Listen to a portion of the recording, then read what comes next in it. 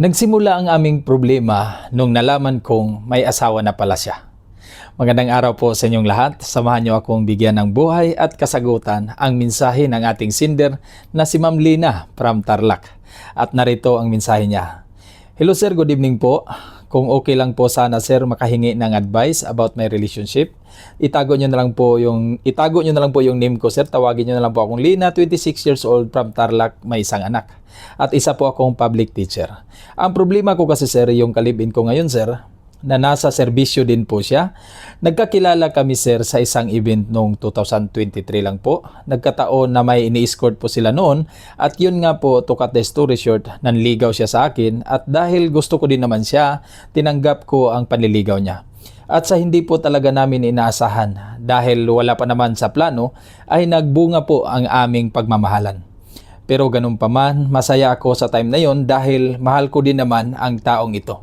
Nag-umpisa lang po talaga ang problema namin nitong nakalipas lang dahil nalaman kong may asawa na pala siya sa probinsya nila. Sa madaling sabi sir, nagsinungaling siya sa akin. Kahit hindi sila kasal sir, inuwian niya yung first wife niya dahil siya pala ang may hawak ng itim niya. Ang nakakalungkot pa nito ngayon sir, hindi ko masabi-sabi sa magulang ko ang totoong kalagayan ng relasyon namin. Gusto ko sanang hiwalayan na lang siya, kaya lang hindi siya pumayag. At sabi niya sa akin, magsarili na lang daw siya kapag gawin ko yun. Dahil mahal din niya ako at ayaw naman niyang iwan ang first wife niya. Kaya sir, sobrang gulo ang isip ko, kaya gusto kong malaman sana sir kung tama pa ba na manatili ako o tuluyan ko na lang iwanan siya. Sa tingin ko kasi hindi ko alam kung saan pupunta itong relasyon namin, lalo't may dalawa din siyang anak doon sa unang wife niya. Salamat sir at nagbabakasakali lang po na mabasa nyo po ito. Bagong subscribers po at bagong followers po. Okay? Ma'am Lina, magandang araw po sa iyo. Sa totoo lang po ma'am, habang binabasa ko itong mensahe nyo po, hindi ko maiwasang kabahan at mapahinga ng malalim. Sa totoo lang ma'am, mismo sa sarili ko, hindi po ako magmalinis. Minsan na rin po akong nagkamali noon at may mga taong nagkamali na din sa akin. Sinubukan ko noon na maging mabuting ama, nagsikap, pero sa kasamaang palad, nagkamali sila. Oo, hindi ako perpektong tao dahil naniniwala naman ako na wala naman talagang perpektong tao. At kaya ko sinasabing kinakabahan ako dahil nasubukan ko rin kasi na magpakatotoo noon at magsinungaling. Pero ganun pa man, pag-isipan kong mabuti ang pwede kong ipayo sa iyo sa problema na ito. At ang lahat ng aking sasabihin ay hindi ko ikiklaim na tama ito, pero sisiguraduhin kong may maitulong ito sa iyo. Umpisahan natin ang salitang serbisyo. Pwedeng pulis o sundalo ito. Ang ating mga uniform personnel bago po sila makalabas sa training o makapagtapos nito, masisigurado ko sa iyo na may mataas sila na disiplina. Pero minsan, nababahiran ito ng mga iilan sa kanilang kasamahan na nakakagawa ng mali sa kapwa. Kasama na dito ang pagiging babaero ng iilan sa kanila. Salitang babaero na halos naging bansag na sa mga kababaihan kapag narinig ang trabaho na ito. Dahil po sa ilang mapagsamantala na pagkakataon sa mga babaeng nangarap din na magkaroon ng asawang may ganitong klaseng trabaho.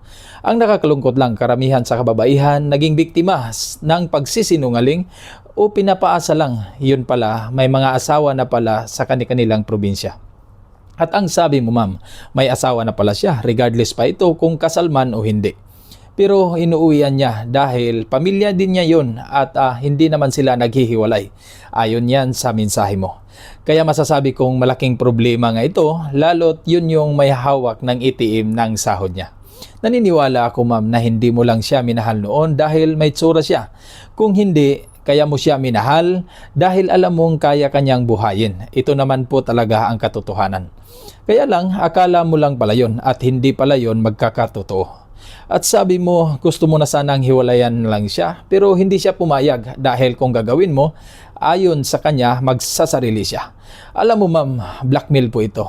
Kahit sabihin na natin na mahal ka niya dahil nga may anak na kayo, pero ang problema, hindi niya maiwan-iwan ang pamilya niya dahil siguro mahal din niya yun.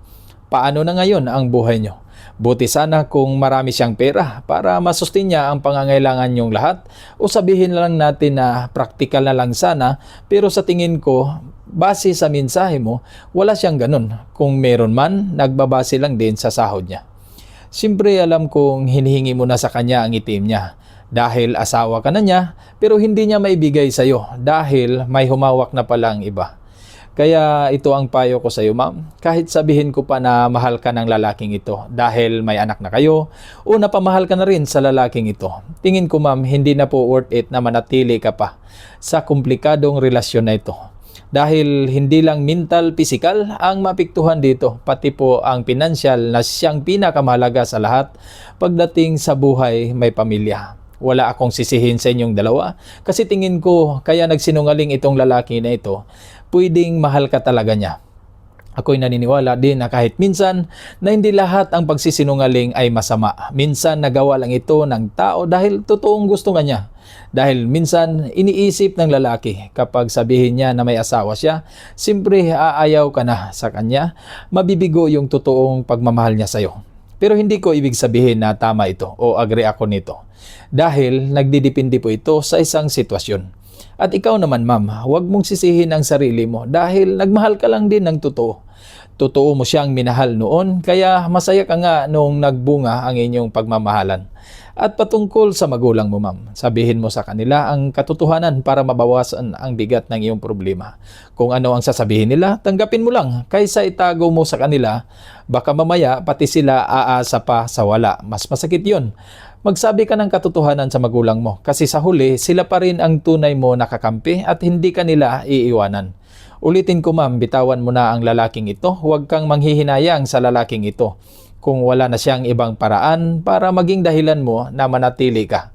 Ayaw kong mangyari sa iyo na sa susunod na araw magbunga pa ulit ang inyong pagmamahalan. Baka mas lalo ka pang mahirapan. Kaya sa mga kababaihan din, ito ang masasabi ko sa inyo, ingatan niyong mabuti ang pagpili ng magiging partner niyo. Boyfriend man ito o maging asawa. Dahil napakalaki ng role nyo bawat isa sa totoong buhay mag-asawa. At huwag masyadong maakit sa propesyon kung ano man ito. Dahil minsan ang mga lalaki ginagamit na front ang kani-kanilang katayuan para sa ibang mithiin. Nakala mo'y totoo na ang lahat ang mga sinasabi nila. Kahit minsan ko nang sinabi na mas mabuti yung may trabaho, pero ulitin ko, ingatang mabuti ang pagpili. Pakiramdaman yung mabuti kung seryoso ba ang taong ito. At gusto ko ding ipaalala sa inyo na hindi basihan ang propesyon para masabing tagumpay ka na. Depende pa rin yan sa diskarte. Dahil marami pong may trabaho pero mahirap pa rin. At sa huli, ma'am, desisyon mo pa rin ang masusunod at sana makatulong itong payo ko sa iyo. Maraming salamat at paalam.